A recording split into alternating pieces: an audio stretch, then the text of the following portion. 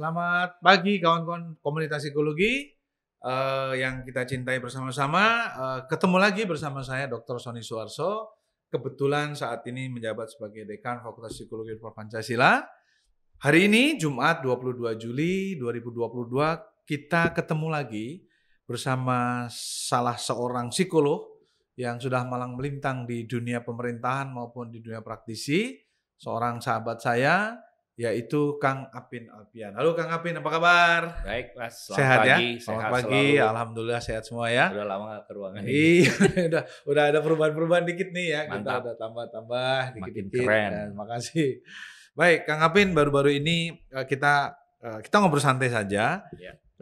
Kita baru saja dihadiahi ya oleh DPR RI kemarin dengan disahkannya Undang-Undang Pendidikan dan Layanan Psikologi. Betul. Kira-kira gitu ya, Betul. tanggal 7 Juli ya. Betul. Tapi bukan Nah. hadiah ya Mas. Itu Oh, bukan hadiah. Perjuangan kita bersama. Iya. Apa maksudnya kemenangan kita bersama ya, Yes, kita bersama. betul, Nah, setuju. dari undang-undang itu sebenarnya kalau boleh tahu ya, mungkin Kang Apin mengikuti, itu urgensi dan importansinya itu apa sih kok sampai undang-undang ini ada dan hari ini kita harus punya PR banyak Ya. untuk menerjemahkan itu. Nah, tapi kira-kira urgensinya apa sih kita punya undang-undang ini? Ya betul. Kita patut bersyukur gitu ya, di awal Juli yang lalu tanggal 7 kita sudah mendapatkan Undang-Undang Pendidikan dan Layanan Psikologi. Oke. Nama judul undang-undangnya seperti itu Mas. PLP ya? Nah, kita singkat PLP. Oke. Nah, di psikologi, di dunia psikologi di Indonesia kan sudah cukup lama nih. Sejak tahun 60-an. 60-an di Indonesia berdiri Fakultas Psikologi dan kemudian berlangsung pendidikan psikologi dengan berbagai perubahan kurikulum yang terjadi. Betul. Tetapi kita belum punya payung hukum yang menjadi dasar kita melaksanakan pendidikan dan layanan psikologi. Oke, regulasinya nggak ada ya, belum ada ya waktu itu ya. Legitimasi dan juga mungkin panduan buat kita melakukan aktivitas psikologi ya. Ini merupakan tadi betul lah kemenangan bersama. Kalau Mas Anies sampaikan sebagai kemenangan supaya kita ke depan kita punya aturan yang jelas, punya kesepakatan yang jelas dan punya rel-rel yang bisa dipertanggungjawabkan. Oke. Nah, urgensinya apa? Ya kita profesi psikolog ini kan berkaitan dengan hajat hidup orang banyak, gitu ya. Berkaitan dengan hak asasi manusia dan berkaitan dengan kesejahteraan manusia. Jadi sudah sepantasnya lah kita punya payung hukum yang tepat supaya kita menjadi lebih bisa mempertanggungjawabkan profesi psikolog di Indonesia. Oke. Itu menurut saya, Mas. Gitu ya. Jadi profesi psikologi harus juga bertanggung jawab atas keprofesionalismenya. Betul. Tapi masyarakat juga terlindungi atas mungkin adanya malpraktek. Salah satunya. Gitu ya. Ya, betul. Nah, kalau kita saya belum baca detail, tetapi itu ada berapa pasal sih, Mas Apin? Ada berapa pasal, berapa ayat, kemudian mengatur apa saja sih undang-undang itu? Mungkin bisa diceritakan. Kalau jumlah pasal dan ayat mungkin belum kita baca bersama ya. Ya. Tapi nanti di situ sudah mencakup beberapa hal yang berkaitan dengan pokok-pokok dari bagaimana psikologi sebagai di lembaga atau di lembaga pendidikan dan bagaimana psikologi di dunia layanan psikologinya. Nah, yang paling menarik mungkin belum semua keinginan, belum semua aspirasi psikolog dan komunitas psikologi secara umum masuk dalam undang-undang itu. Kenapa? Karena perlu dimaklumi lah begitu banyak kepentingan yang harus diakomodasi dan prosesnya sudah cukup panjang sehingga harus ada keputusan kompromi yang disepakati bersama dan kemudian melalui tahapan-tahapan yang sudah diatur dalam tata perundangan atau tata pelaksanaan penyusunan undang-undang sehingga ini harus jadinya seperti yang sekarang ini ya. Nomornya saya sedang menunggu penomoran. Saya prediksi antara 14, 15, 16 gitu. Iya, karena banyak undang-undang juga kan. Dan tahun ini harus bulan ini mungkin sudah harus terbit ya. Sudah Sudah segera terbit ya. terbit Oke. nomor. Jadi baik, kalau begitu berarti kan kita harus mengantisipasi baik bagi dunia pendidikan Yes, setuju. maupun bagi profesi setelah pendidikan selesai ini atas terbitnya undang-undang ini. Betul. Nah, menurut Kang Apin, apa yang harus disiapkan oleh dunia pendidikan Ya. nih dengan undang-undang ini? Oke, kalau kita lihat di undang-undang kan ada 3 masalah penting ya dalam Tridharma. pendidikan. Bukan. Jadi di dunia pendidikan saat ini harus diatur bahwa dalam profesi psikologi ada pendidikan profesi, ada pendidikan Akademisi. spesialis Oke. dan subspesialis. gitu ya. Oke. Jadi yang selama ini kita belum kenal gitu ya di dunia pendidikan. Mas Sony dekan mungkin juga sangat concern dan sangat berperan nanti dalam menetapkan bagaimana pembagian pembagian kurikulum antara profesi psikolog umum, spesialis, subspesialis, subspesialis betul. sama akademisi. Betul. Itu yang menurut saya sangat akan merubah tatanan profesi psikolog di Indonesia. Oke, jadi start dari dunia pendidikan dulu. Ya, sebagai produsen ya? Sebagai produser dari profesi psikolog ini. Oke, berarti kurikulum pasti akan disesuaikan, terutama yang level 7 ya kalau nggak salah ya. Antara S1 psikologi, S2 dan S3 untuk akademisi, dan kemudian nanti ada untuk profesinya psikolog umum, ada spesialis, psikolog spesialis, ada subspesialis yang level 9 ya. Jadi 7, 8, 9. Ya, jadi 2. Pertanyaannya, kalau 2 itu akan 2 jalur, berarti jalur itu adalah jalur pendidikan. Artinya yang berhak menetapkan seseorang itu psikolog atau bukan psikolog, dia masuk psikolog umum, profesi atau subspesialis itu adalah lembaga pendidikan.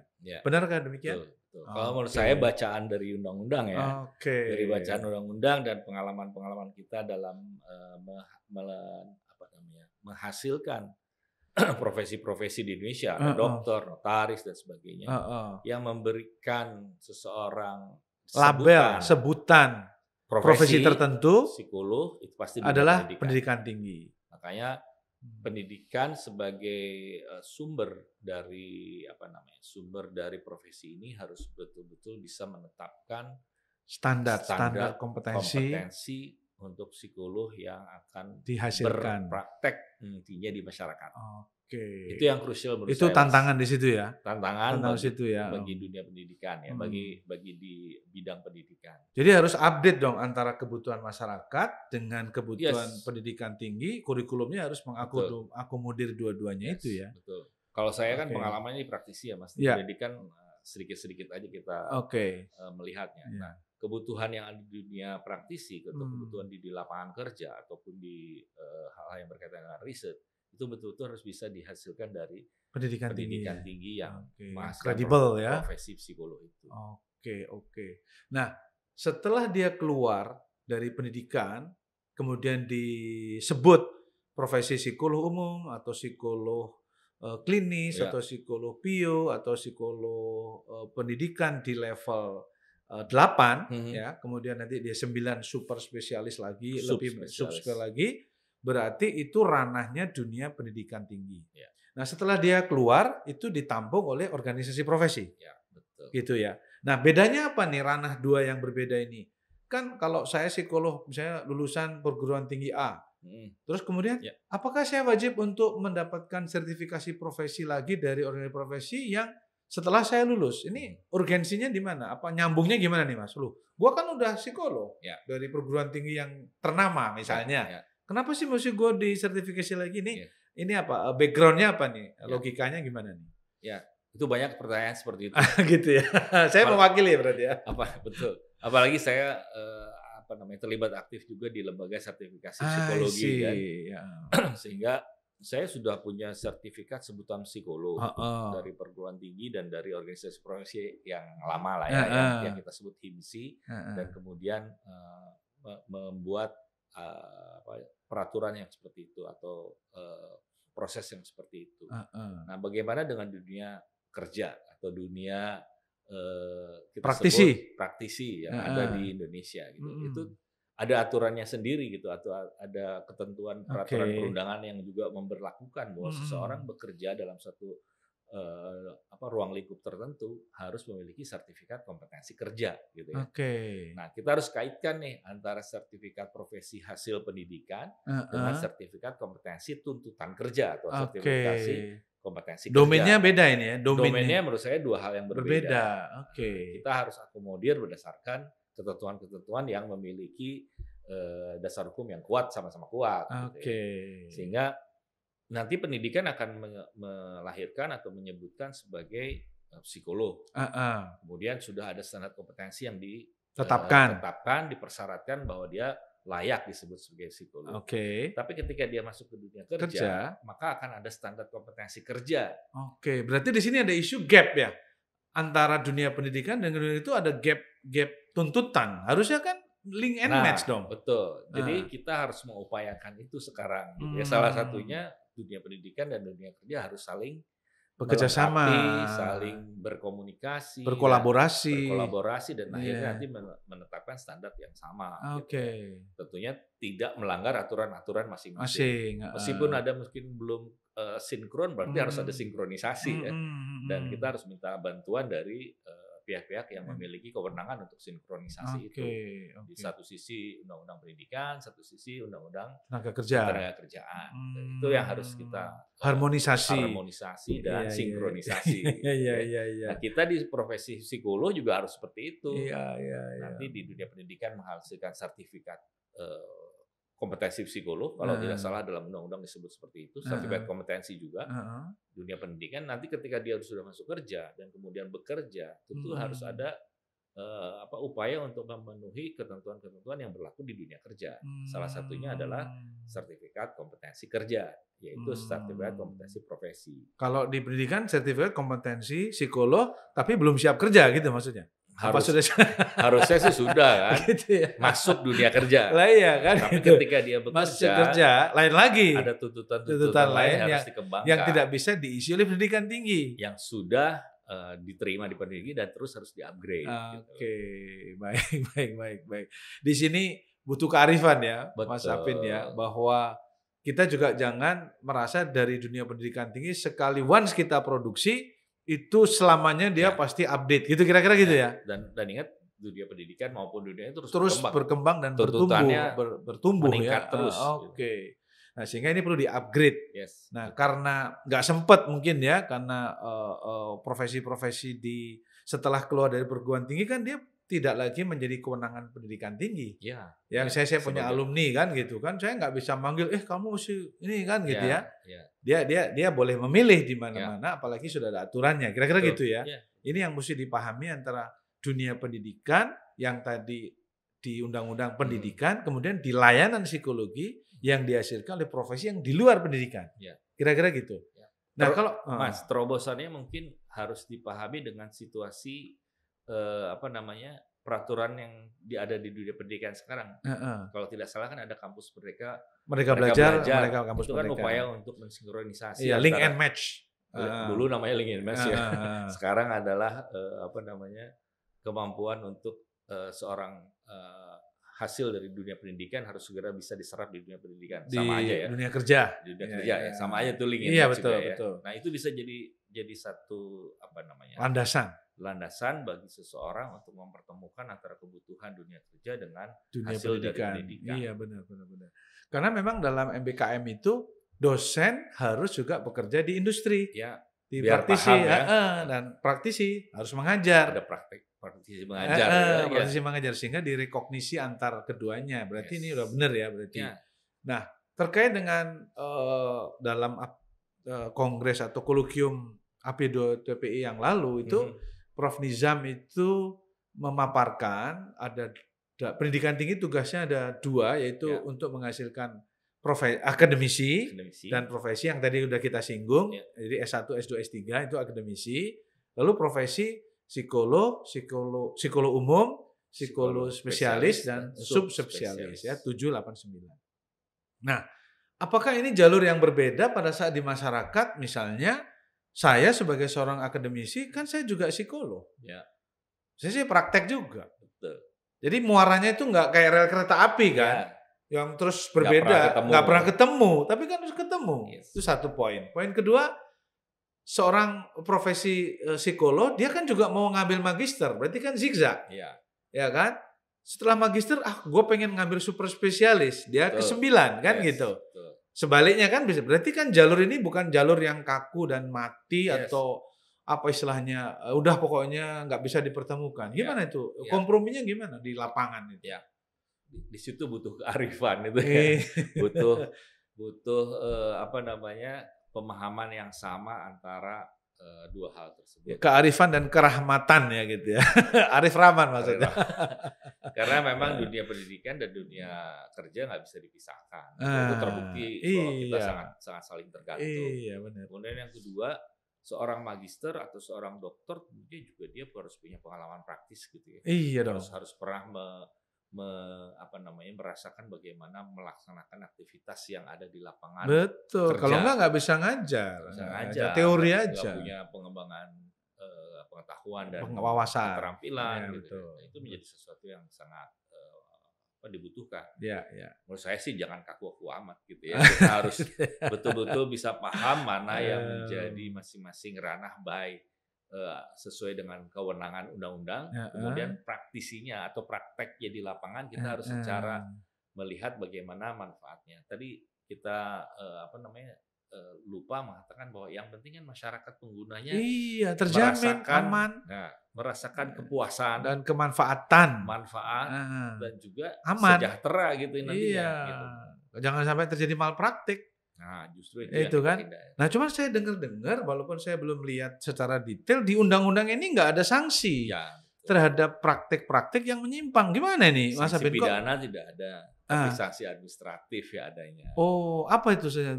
Denda? Seperti karena ada aturannya ya. Kalau misalnya ada surat tanda register, gitu, nanti ada disebut sebagai surat tanda register. STR itu. Nah, itu STR-nya dicabut. Oh. Gitu. Kemudian kalau dia terdaftar, kalau dia nggak terdaftar, ya itu PR kita, gitu. Iya kan? Itu PR kita untuk melindungi profesi dari orang-orang yang melakukan malpraktek. Paling nggak sanksi sosial lah ya. Kita bisa umumkan bahwa saudara ini yang praktik ini adalah bukan psikolog, ya kan, dan tidak memiliki STR sehingga pada masyarakat harap hati-hati gitu kali ya mungkin. Itu sudah kita lakukan. Oh, sudah dilakukan selama ini dan hanya mungkin karena tidak ada dasar hukumnya, sekarang kita punya dasar hukumnya. Oke, walaupun sanksinya administratif. Tidak pidana. Tidak ada pidana. Tidak ada pidana. Gitu ya. Oke. Ngeri juga ya kalau ada pidana ya. Maksudnya salah langsung masuk penjara gitu ya. Saya waktu awal-awal di draft itu ada. Di dalam naskah akademiknya ada ya. Di draft RU. Terus kenapa kok bisa hilang ini? Itu proses. Mungkin tuntutan masyarakat juga kali ya. Proses politik ya.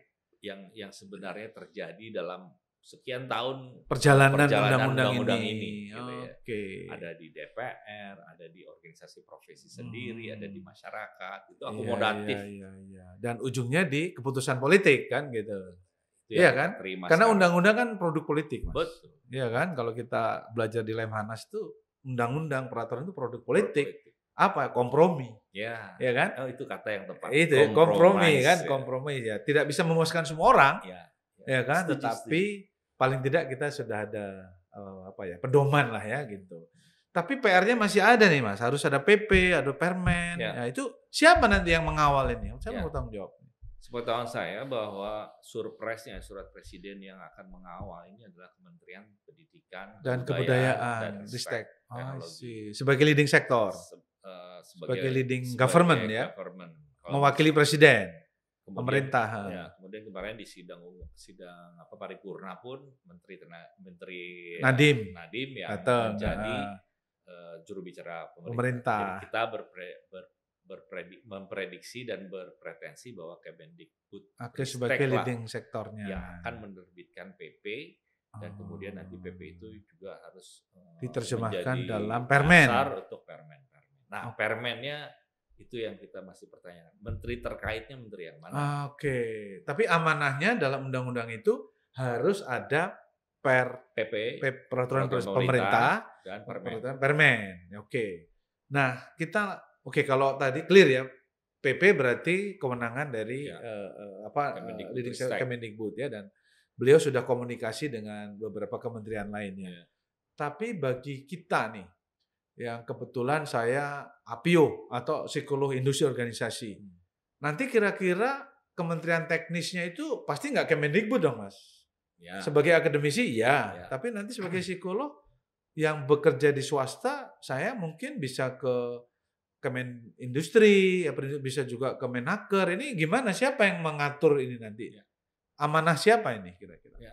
Saya kira nanti PP peraturan pemerintah harus menjelaskan. Harus detail. Harus detail menjelaskan profesi mana, profesi umum atau spesialis Kemana? atau subspesialis ke kementerian mana. Wow, itu banyak lagi kerjaan itu ya PR-nya ya. Itu akomodasi apa namanya tadi? Kompromi juga gitu ya. Oke. Kompromi yang harus dilalui oleh kita di profesi psikologi melalui induk organisasi profesi untuk bisa menerjemahkan undang-undang ini dengan tepat. Oke. Berarti psikolog nanti bisa secara keilmuan profesinya bisa menginduk pada kementerian yang berbeda-beda. Ya, betul. Misalnya ya, belum tentu, tapi misalnya yang psikolog pendidikan ke Kemendikbud, Ya. yang psikolog bio ke Kemenaker, psikolog klinis ke Kemenkes, psikolog sosial ke Kemensos. Itu bisa dong nanti ya. Olahraga ke Menpora. Itu berarti menambah wacana dan luasan pelayanan kita kepada masyarakat ya. Saya memprediksi seperti itu dari keren dong undang-undang ya. ini. Ya. Dan kita makin bisa Itu peluang berkiprah. ya. Peluang ya. Nah, tapi tantangannya nih. Kalau saya itu juga tidak salah baca itu dalam satu pasal dikatakan bahwa Indo Organisasi Profesi harus mengubah atau menyesuaikan ADART-nya dengan undang-undang ini. Ya, tertulis itu. Tertulis jelas ya dalam pasal tertentu ya. Nah, kalau gitu apa implikasinya ini? Harus mengubah dari mana ke mana, siapa yang mengubah, lalu apa mekanisme perubahannya itu gimana? Ya, ini tugas tanggung jawab dari induk organisasi profesi yang sudah dituliskan dalam undang-undang ini. Ya. Kebetulan undang-undang ini menuliskan ada induk organisasi profesi himpunan psikologi. Himpunan Psikologi Indonesia atau himpunan psikologi saja. Tapi di penjelasannya ada muncul HIMSI, tapi di batang tubuh nggak ada. Ya. Oke. Sebutnya batang tubuh Indo Organisasi Profesi Himpunan Psikologi. Oke. Itu akomodasi juga. Ya. Sebenarnya arahnya ke sana, tapi ya biasalah ya dalam undang-undang itu pasti ada pasal-pasal seperti itu. HIMSI saat ini sudah berbadan hukum, sudah memiliki anggaran dasar dan anggaran rumah tangga yang didaftarkan di Kementerian Hukum dan HAM. Artinya prosedur itu pun harus ditempuh untuk bisa mengakomodir undang-undang ini. Apakah melalui kongres, apakah melalui rapat kerja nasional, apakah melalui munas musyawarah luar nasional, biasa. Gitu. Itu harus mengikuti segera dilaksanakan. Ada waktu 2 tahun sebenarnya. 2 tahun. Kalau enggak 2 tahun. 2 tahun. Tapi menurut saya lebih cepat lebih baik. Ikan cepat ikan gabus. Lebih cepat lebih bagus. Tapi filosofi yang harus amanah undang yang diubah ini apa ya Mas Apin? Apa sih pointers apa? Kan kita udah punya ya, mungkin kita juga perlu baca lagi tuh ADART-nya. Tapi namanya berubah kan dari current condition ke expected condition based on undang-undang ini kan gitu. Nah itu kira-kira apa yang akan apakah filosofi atau keanggotaan atau mekanisme kira-kira sudah kebayang belum itu? Ya. Itu yang harus kita pikirkan bersama. Artinya sekarang teman-teman di pengurus pusat HIMSI harus sudah mulai melakukan aktivitas perancangan anggaran dasar, kemudian mengubah pasal-pasal dari anggaran dasar yang harus disesuaikan dengan undang-undang, dan juga mengenai tata kalau misalnya naskah, bukan tata pendaftaran anggota, mekanisme SOP untuk STR gimana, ya kan, untuk izin gimana, SILP disebutnya, surat izin layanan psikologi. Itu semua harus disosialisasikan. Semua komunitas psikologi harus paham. Tapi yang menurut saya yang paling krusial adalah menetapkan psikolog umum, spesialis dan subspesialis. Karena itu kan menjadi sumber. Berarti itu ranahnya P2TPI. Ranahnya pendidikan, betul. Iya, pendidikan, asosiasi penyelenggara ini kan. Menetapkan psikolog umum. Kurikulumnya kayak apa, kompetensinya kayak apa, mata kuliahnya apa. Spesialis apa saja yang ada di Indonesia, dan subspesialis apa.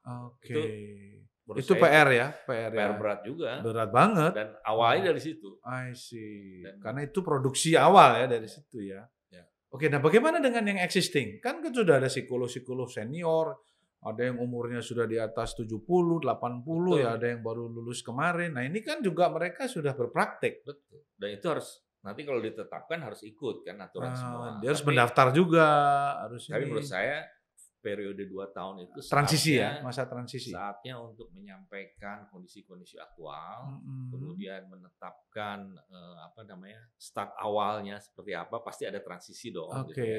Ada yang harus diakomodir dari berbagai kepentingan atas dasar lulusan berdasarkan kurikulum Iya, sebelumnya. yang betul. Kan banyak sekali betul, itu ya. Betul. Perubahan-perubahan itu ya. Mungkin lebih dari 10.000 teman-teman profesi Iya, psikolog di iya, situ iya, ya. iya, Itu harus iya. dipetakan. Ada yang MSI gelarnya, ada yang MPC ya kan? Ada yang MPST ya kan gitu itu. Nah, Itu juga harus disesuaikan semua ya. Itu tugas berat bagi teman-teman yang ada di AP2TPI. Ya, Wah, langsung masuk. Iya, berat banget kawan-kawan ya. Oh, ini PR besar ini Mas kan. Sony langsung. Iya, karena jujur kita ini kan biasa mandiri ya, kita biasa independen. Mohon maaf misalnya kita ini bisa aja mendapatkan uang tanpa harus ada aturan-aturan kan, iya kan? Apalagi di Indonesia kan gitu. Apalagi udah kenal namanya siapa? Apin. Udah nggak apa-apa undang aja. Ya kan kita ngomong 2 jam dikasih amplop kan gitu. Nggak usah. Dia kompetennya di bidang apa? Oh, nggak ditanya lagi. Pokoknya namanya Sony Suarso undang ya kan gitu. Tapi ke depan nggak boleh lah ya itu kita harus bicara dan berpraktek sesuai dengan kompetensi kita. Tertib. Itu etik ya, etik juga. Nah, kalau kita nggak kompeten, rujuklah ke kawan ya. Kadang-kadang kita greedy kan, maunya kita semua ya, kita diambil seolah kita ini jagoan, benar gitu ya kira-kira. Ya. Itu yang nggak boleh ke depannya. Yang ke depannya harus kita sadari bahwa sebagai profesi psikolog ada keterbatasan, ada etika, ada teman-teman lain yang memiliki kompetensi yang lebih hebat, lebih cocok, lebih tepat. Nah, itu etika berarti ya. Jadi ya. Kode etik psikologi juga harus disesuaikan dengan undang-undang ini ya, gitu. Nah, tapi seandainya kan kita boleh mengambil profesi psikolog tertentu tidak satu. Boleh ya, kan? Tentunya bisa. Iya kan? Misalnya psikolog klinis dan psikolog bio. Iya. Kita nih, misalnya saya kurikulum lama, saya punya opportunity untuk jadi psikolog klinis. Ya. Saya tinggal ikut. Tapi sekarang udah psikolog bio. Ya. Nah, itu gimana ngaturnya? Nah, di situ mekanisme uji kompetensi. Uji kompetensi yang saya sampaikan tadi di awal bahwa harus ada standar kompetensi kerja bagi psikolog klinis, psikolog industri organisasi, psikolog pendidikan atau psikolog yang lain yang bisa membuktikan bahwa kita kompeten di bidang klinis, di bidang bio, di certified. Oke. Jadi kalau misalnya saya lagi di praktek di rumah sakit, saya pakai Jazz Lab, pakai itu, wah Sony sebagai psikolog klinis loh. Tapi di sininya ada ininya, sertifikat kompetensi bahwa cocok. Gitu. Nah, ya kan? Begitu saya ke industri, saya ganti baju. Itu boleh ya? Bisa lah. Menurut saya bisa karena seperti Tapi itu. Maksimum berapa orang boleh? Kan nggak bisa banyak-banyak. Kan harus ada aturan juga dong. Nggak bisa semua forensik iya, psikolog klinis iya. Ya? Iya. Itu gimana itu? Diatur juga nggak itu di? Sebaiknya sih diatur kalau di dalam PP atau Permen mungkin ya. PP kali ya. Pendidikan dulu yang penting. Oh, di pendidikan dulu. Pendidikan bahwa seseorang menempuh pendidikan kan boleh aja saya ikut PIO misalnya, lulus. Bahkan dulu ya major minor. Major minor ya. Oh, majornya klinis, minornya PIO. Nah, itu gimana? Membingungkan kan jadi. Selesainya yang mana? Iya, dan dia ternyata minatnya PIO. Itu yang harus diatur di awal di pendidikan, kemudian ketika di dunia kerja diatur kembali untuk profesinya masing-masing. Kalau kita hidup teratur, kita hidup tertib, itu rasanya nggak akan ada konflik, nggak akan ada greedy ya, gitu ya. Semua sudah ada ininya sendiri-sendiri. Tapi yang paling penting memang adalah keterbukaan, kebesaran hati dari kita profesi psikolog untuk betul-betul menyadari kompetensi yang dimiliki. Iya. Artinya sekarang ini undang-undang mendorong kita bukan melebar tapi kedalaman ya. Kita lebih dalam ya. Lebih dalam dan lebih kompeten ya.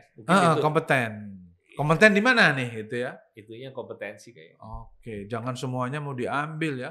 si psikolog klinis praktek di industri, yang Ya. industri ngambil klien rumah sakit gitu-gitu, itu saya kira udah kita akhiri lah ya. Kalau kita lihat profesi sebelah kan seperti itu ya. Yang paling sering dirujuk kan dokter ya. Iya. Dokter umum. Jelas itu ya. Dokter spesialis internis gitu ya, spesialis yang lain gitu. Itu seperti itu. Betul. Bahkan saya pernah suatu hari di luar gitu meriksain anak saya dengan dokter yang dari Indonesia. Kita semua lengkap gitu. Nah, katanya yang paling cocok dokter X gitu di sana. Kami ke situ, nggak jauh sih di Malaysia gitu kan, kita kasih, diperiksa hampir 1 jam dokumennya sambil diajak ngobrol. Kemudian setelah dia 1 jam itu dia periksa-periksa terus dia mengatakan, maaf ini bukan kewenangan saya, Anda saya rujuk ke dokter sebelah, dan kebetulan teman saya, Anda langsung saja nggak usah bayar. Itu saya kaget tuh. Coba di Indonesia, mohon maaf ya kan, ini udah bayar dulu kita nih, udah charge dulu. Ini kan masalah etika gitu ya, etika profesi. Nah bisa nggak psikolog juga sama, sebelum Anda periksa kemudian Anda cek, kita ini kayaknya bukan kewenangan gue deh. Kita rujuk. Nah berarti penegakan diagnosis itu kewenangan psikolog siapa, Kang Apin? Apakah di klinis, di PIO boleh nggak menegakkan diagnosis? Semua psikolog harus mampu menegakkan diagnosis kan. Karena psikolog kan punya standar kompetensinya di situ. Sehingga dia bisa disebut sebagai psikolog. Nah, dunia pendidikan yang harus betul-betul mengawal ya. Sangat berharap gitu ya bahwa sekarang betul-betul jelas PIO itu harus kewenangan dan ininya apa, klinis seperti apa. Nanti di dunia kerja pun akan ada jelas itu scoping lahan-lahannya ini ya, ruang lingkupnya ini ya. Kemudian kalau dia mau cross, ada juga ya penetapannya bahwa dia sudah bisa klinis, PIO, olahraga gitu. Itu adalah ke depan yang harus disepakati bersama. Itu oleh dunia pendidikan atau dunia profesi? Dua-duanya tetap ya. Pendidikan ikut berperan, induk organisasi profesi berperan, nanti OP juga berperan. Organisasi profesi. Karena organisasi kan ada. Gitu. Iya. Sudah ada juga ya? Ada sekarang ada. Tapi peminatan kan baru disebutnya, belum organisasi profesi ya. Iya. Baik. Itu semua yang harus ditata dan kemudian dijadikan lebih tertib. Tapi untuk menetapkan sesuatu organisasi itu dia profesi atau tidak ada aturannya kan? Nah di Indonesia kalau seperti yang pengetahuan saya, undang-undang tentang organisasi profesi itu masih bentuknya draft gitu ya. Belum ada juga. Dari dulu persoalan-persoalan organisasi profesi misalnya notarian, pengacara, kemudian dokter dan sebagainya masih mengacu kepada undang-undang yang lainnya, undang-undang kesehatan. Sekarang ada undang-undang PLP ini masih tapi organisasi profesi itu bukan organisasi massa kan, bukan ormas kan. Mestinya ya. Harusnya diatur. Tapi dalam susunan peraturan perundang-undangan itu belum ada. Kita memang organisasi. Masih pakai ormas nggak cocok. Betul. Gitu. Itu yang mesti disadari juga gitu ya, bahwa untuk menetapkan sesuatu lembaga itu profesi itu ada parameternya. Nggak bisa kita klaim saja, gue organisasi profesi, itu nggak bisa juga ya. Setahu saya organisasi profesi, RUU organisasi profesi dari dulu bentuknya draft. Belum ada yang mendorong untuk menjadi penetapan gitu ya. Baik dari DPR maupun dari pemerintah. Oke, Kang Apin, mungkin kita masuk ke pertanyaan terakhir ya. Bagaimana penetapan pricing jasa psikologi? Kan ini kan lainnya, ditambah protokol. Kita tuh konon saya mendengar kalau di klinis, psikolog klinis itu ada sudah ada protokol, orang datang masuk nulis apa, daftar terus sampai dilayani psikolognya, sampai reportnya.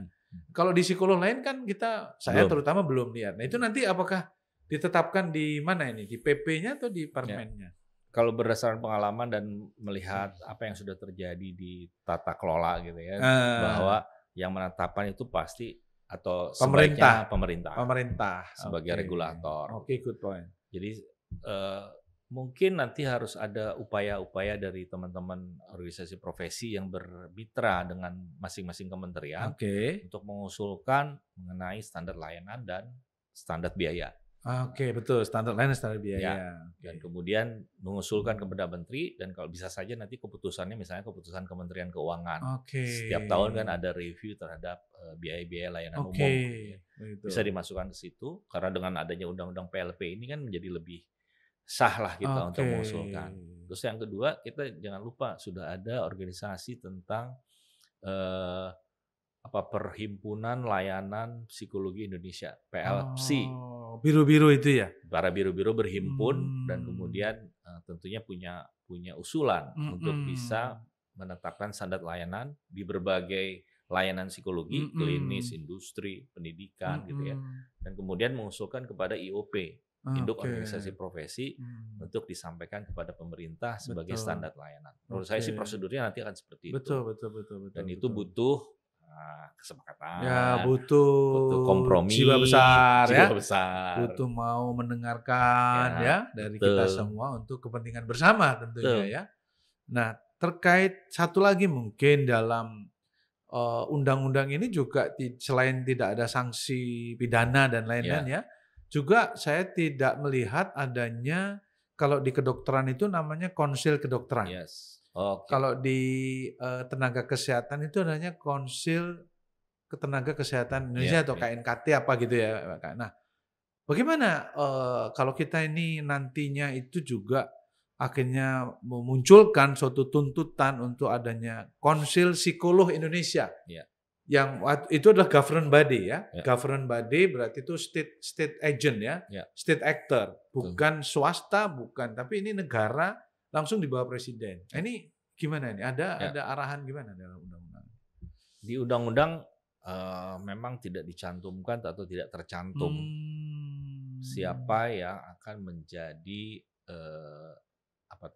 etik ya, Dewan Etik, Dewan Etik disebutnya atau Konsil Psikologi Indonesia. Betul. Dulu ada namanya, kami pernah mengusulkan atau para senior mengusulkan Dewan Psikologi Indonesia. Gitu.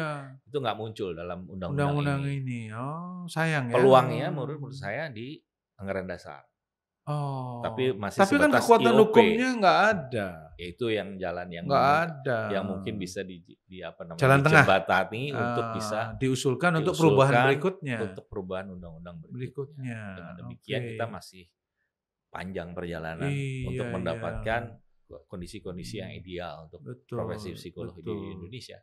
Nah, kalau gitu berarti harusnya marwah ekosistem ya, membangun ekosistem ya. Setuju, betul. Ya. Sementara ini kita belum lihat nih jujur ya kan gitu. Partially dan kompromi. Yes. Sehingga ini perjuangan bersama untuk selain ada opportunity tadi, tapi juga ada challenge ya, Kang Apin ya, bahwa kita bersyukur kita sudah punya undang-undang, tapi kita nggak boleh puas diri. Betul. Tapi karena ini harus terus akan dipantau masyarakat juga.